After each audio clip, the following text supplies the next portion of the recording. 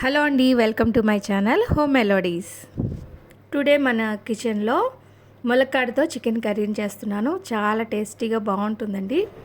Once మీరు ఒకసారి try చేశారంటే రిపీటెడ్గా మళ్ళీ చేసుకుంటారు, అంత బాగుంటుంది. చాలా కలర్ఫుల్గా చాలా టేస్టీగా ఉంటే ములక్కాడలతో చికెన్ కర్రీ చాలా టేస్టీగా చాలా బాగుంటుందండి. ఒకసారి మీరు కూడా ట్రై చేసి చూడండి. ఎప్పుడు ఒకే విధంగా కాకుండా ములక్కాడలతో కాల్షియం ఐరన్ ఎక్కువగా ఉండే ములక్కాడలతో ఒకసారి ఇలా చికెన్ కర్రీతో ట్రై చేసి చూడండి, మీరు కూడా చాలా నచ్చుతుంది. ముందుగా అయితే రెసిపీలోకి వెళ్ళిపోదాం. ముందుగా ఒక పాన్ పెట్టుకొని అందులో ఆయిల్ హీట్ చేసుకోవాలి. ఇప్పుడు నేను 5 వరకు ఆనియన్స్ని, మీడియం సైజు ఆనియన్స్ని తీసుకున్నాను. 4 పచ్చిమిరపకాయలను తీసుకొని చిన్నగా కట్ చేసేసుకోవాలి. ఇవన్నీ కూడా ఆయిల్లో వేసేసుకొని గోల్డెన్ బ్రౌన్ వచ్చే వరకు కూడా మీడియం ఫ్లేమ్లో వేయించేసుకోవాలి.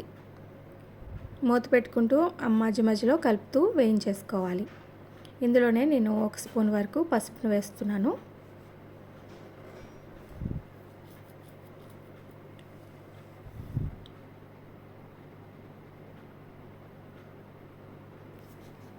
ఇందులో పసుపు వేసుకున్న తర్వాత బాగా కలుపుకోవాలి.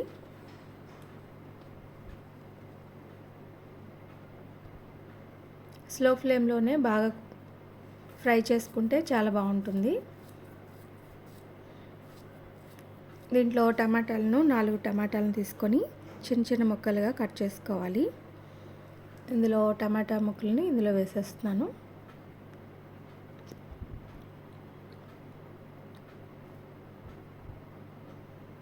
ఇందులో వేసుకున్న తర్వాత 1 స్పూన్ వరకు సాల్ట్ని ఇందులో వేసుకోవాలి.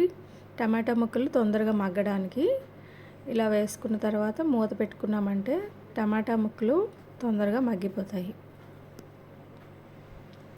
ఇక్కడ 5 వరకు ఫ్రెష్గా ఉండే ములక్కాడలను తీసుకున్నాను. ఇలా కట్ చేసుకున్న తర్వాత శుభ్రంగా కడుక్కున్న తర్వాత ఇందులో వేసేసుకోవాలి. టమాటాలు బాగా మగ్గిపోయినాయి. మరొకసారి బాగా కలుపుకున్న తర్వాత ఈ ములక్కాడని ఇందులో వేసేసుకోవాలి. మసాలా ముద్దని రెడీ చేసుకున్న తర్వాత ములక్కాడలకి ముందే వేయించేసుకోవచ్చు, లేదంటే ఇలా ములక్కాడలు వేసుకున్న తర్వాత కూడా వేసుకొని వేయించుకోవచ్చు. ఇప్పుడు దీంట్లో మూత పెట్టుకున్నామంటే త్వరగా మగ్గిపోతాయి ములక్కాడలు. ఈ లోపల మసాలాని ప్రిపేర్ చేసుకుందాం. ఒక చిన్న సైజు అల్లం ముక్కను తీసుకొని దాంట్లో ఒక 5-6 రెబ్బలు వెల్లుల్లి వేసాను. 2 స్పూన్స్ వరకు ధనియాలను తీసుకున్నాను. జీలకర్రని 1 స్పూన్ వరకు వేసుకోవాలి. ఎలాచి, దాల్చిన చెక్క, లవంగ ముక్కలు వేసుకోవాలి. ఒక చిన్న ఎండు కొబ్బరి ముక్కను కూడా వేసుకొని మెత్తగా గ్రైండ్ చేసుకోవాలి. ములక్కాడలు బాగా మగ్గిపోయినాయి. ఇందులో ఇప్పుడు మసాలా ముద్దని ఇందులో వేసేసుకోవాలి. మెత్తగా చేసుకున్న మసాలా ముద్దని ఇందులో వేసేసుకున్న తర్వాత ఒకసారి మసాలాని బాగా కలుపుకోవాలి. మసాలా అంతా మంచి ఫ్లేవర్ వచ్చే వరకు కూడా బాగా వేయించుకోవాలి. ఇది వేగడంతో చాలా టేస్టీగా ఉంటుంది కర్రీ.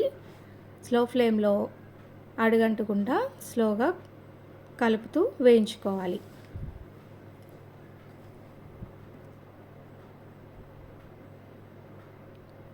ఇలా కలుపుకున్న తర్వాత ఒకసారి మూత పెట్టుకోవాలి. చికెన్ని బాగా కడిగి పెట్టుకున్న చికెన్ని సాల్ట్ వాటర్లో ఒక 1/2 అవర్ వరకు పెట్టుకోవాలి. అప్పుడు మెత్తగా జ్యూసీగా బాగుంటుంది చికెను వండేటప్పుడు. ఇందులో వేసేసుకోవాలి. చికెన్ని వేసుకున్న తర్వాత బాగా కలుపుకోవాలి. మధ్య మధ్యలో అడగంటకుండా బాగా కలుపుతూ మూత పెట్టుకుంటూ కలుపుకోవాలి. చికెన్లో వాటర్ వస్తుంది కదా, ఆ వాటర్ అంతా కూడా బాగా ఎగిరిపోయే వరకు కూడా కుక్ చేసుకోవాలి. ఒకసారి మూత పెట్టుకున్న తర్వాత వాటర్ వచ్చేసింది కదా, అలా వాటర్ రావాలి. వచ్చేసిన తర్వాత ఆ వాటర్ కూడా బాగా ఎగిరిపోయే వరకు కూడా కలుపుకోవాలి.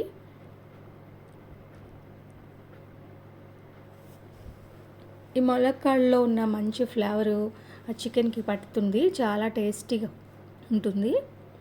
ఇప్పుడు నేను 1 స్పూన్ వరకు సాల్ట్ని వేసాను. ముందే ఆల్రెడీ సాల్ట్ వేసుకున్నాం కదా, 1 స్పూను. నేను 2 స్పూన్స్ వరకు సాల్ట్ని వేసుకున్నాను. 3 స్పూన్స్ వరకు కారం వేసుకున్నాను. వేసుకొని బాగా కలుపుకోవాలి. చూస్తున్నారు కదా, బాగా దగ్గరగా ఎగిరిపోయింది. దీంట్లో కొంచెం వాటర్ వేసుకోవాలి.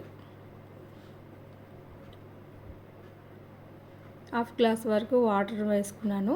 వేసుకొని మరొకసారి బాగా కలుపుకొని మూత పెట్టుకున్నామంటే చాలా టేస్టీగా ఉండే చికెన్ కర్రీ రెడీ అయిపోతుంది.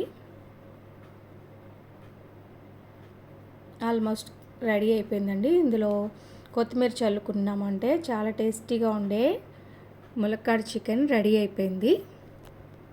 ఇప్పుడైతే టేస్ట్ చేసి చూస్తాను.